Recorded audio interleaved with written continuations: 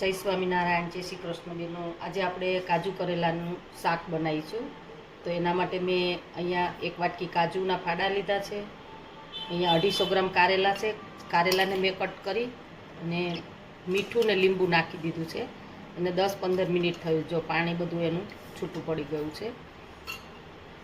સિંગદાણાનો ભૂકો છે, તલ છે, ચણાનો લોટ છે, આદુ છે, ખાંડ છે, ગોળ આંબલીની ચટણી છે, ગરમ મસાલો છે અને આપણે રૂટિંગ મસાલા છે, તેલ છે।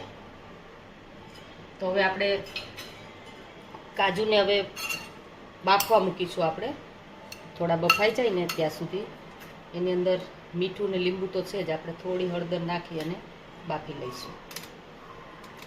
કારેલા બાફવા માટે પાણી ગરમ મૂક્યું છે, ગરમ થવા દઈશું એને। આપણે ગરમ પાણી થઈ ગયું છે, એની અંદર આપણે કારેલા નાખીશું। પાણી નહીં નાખવાનું, આપણે પાણી નિતારીને લઈ લેવાનું છે, એમાં કડવાશ હશે એટલે આ પાણી નીતરી ગયું છે અને આપણે 10 મિનિટ કૂક કરીશું। આપણે કારેલા બફાઈ ગયા છે, જોઈ લઈશું આપણે, જો આસાનીથી તૂટી જાય છે। આને તમે ઢાંકવાનું નથી, કારેલાને ખુલ્લા જ બાફવાના, જેથી કરીને એની કડવાશ છે નીકળી જાય। તો હવે આપણે કારેલાને બહાર કાઢી લઈશું। કારેલાને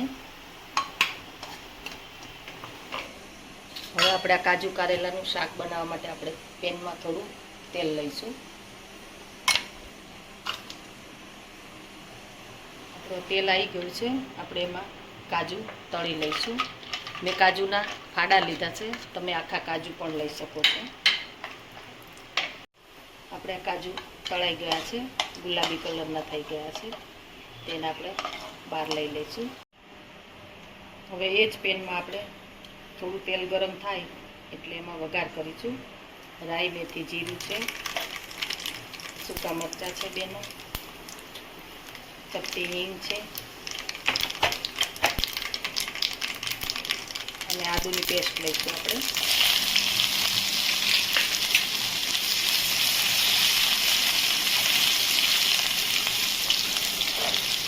હવે એની અંદર આપણે આપણા બાફેલા કારેલા છે એ નાખીશું।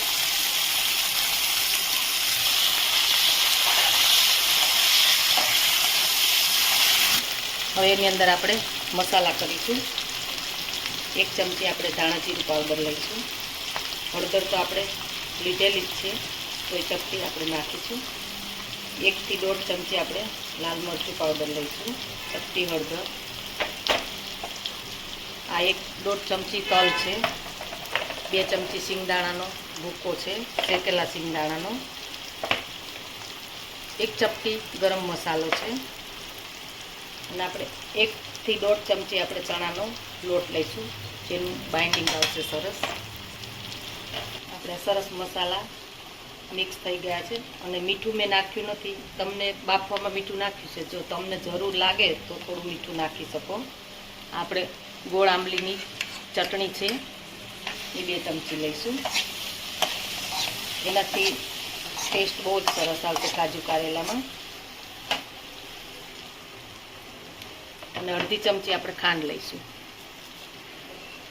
1-2 ચમચી આપણે પાણી લઈ અને એને થવા દઈશું 2 મિનિટ, એટલે મસાલા બધા આપણે સરસ કૂક થઈ જાય।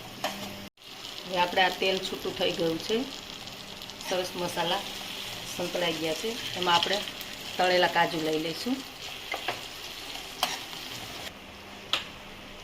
તો આપણે કાજુ કારેલાની સબ્જી તૈયાર છે, એને આપણે બાઉલમાં લઈ લઈશું।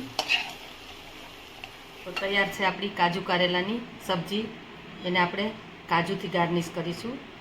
તમે આને રોટલી સાથે ખાઈ શકો, જે આપણે પ્રસંગમાં રસોઈયા બનાવે એ જ સબ્જી છે। એકવાર ચોક્કસ ટ્રાય કરજો।